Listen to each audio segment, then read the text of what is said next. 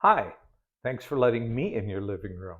Today we're going to talk about the way of Christ, first fruits, from 2 Corinthians 9, 6 through 11.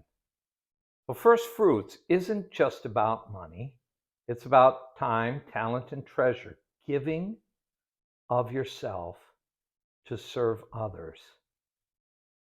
But I talk a lot about treasure because Jesus did. We talk about tithing a lot because a lot of us believe that tithing is for today, but not everybody believes that. So why is first fruits different? Well, do you remember the story of Zacchaeus? He was a tax collector, chief tax collector in Jericho, and he wanted to see Jesus, so he climbed up in a tree, and Jesus saw him up there and said, "Come on down, Zacchaeus. I must be a guest at your house today." And as they walked to Zacchaeus' house, people around him complained because Jesus was hanging around with a tax collector, a rich man, a dishonest man. And Zacchaeus said almost immediately, he said, "Lord, I'm going to give half my possessions to feed the poor, and I'll pay back everybody that I cheated 4 times." Now, my question is, was Jesus interested in Zacchaeus' money or his heart? That story's in Luke 19, but generosity was a mark of a changed life in Zacchaeus, and it should be a mark of the church. Now in Proverbs 3, it says, "Honor the Lord with your possessions and with the first fruits of all your increase." So what are first fruits?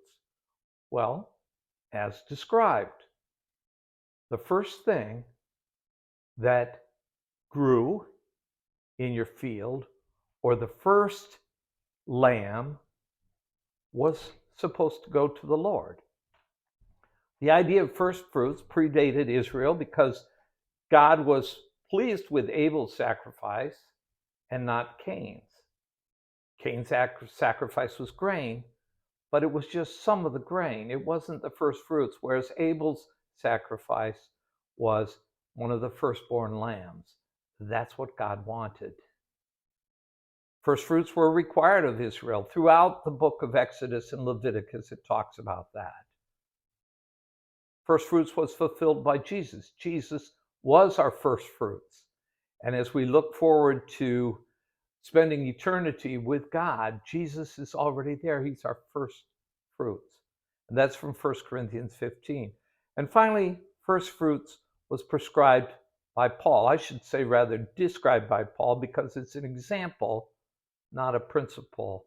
In 1 Corinthians 16, he says, on the first day of the week, set aside this much, a bit of what you make on that first day. The point is that it wasn't a certain amount and it was proportional because everybody had different incomes, but it was first.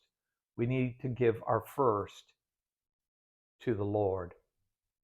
Now, there's lots of places to give money and a lot of deserving nonprofits. Why should you give to Mount Zion? Well, I want to say this: don't give to the church because we need it, although we do, or because you should, although I think you should. But give because lives are being changed. Are lives being changed at Mount Zion? People's lives are being changed as we go out and we evangelize at the county fairs and they come to know Jesus Christ. Lives are being changed. They come in and they make friends and they have fellowship and they get into a small group and their lives are being changed. That's a good thing. Lives are being changed at Mount Zion House. We saw Joe's testimony. Lives are being changed at the school. A lot of parents will tell you how much difference the school has made in their children's lives. So don't give to the church because we need it.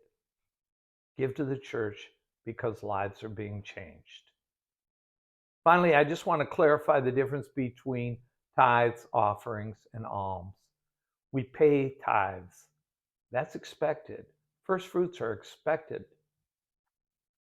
Offerings are contributions. We contribute offerings and we give alms. Alms are for people in need. They imply mercy. So my final question for you today is God first in your heart? Matthew 6:21 says, where your treasure is, there your heart will be also.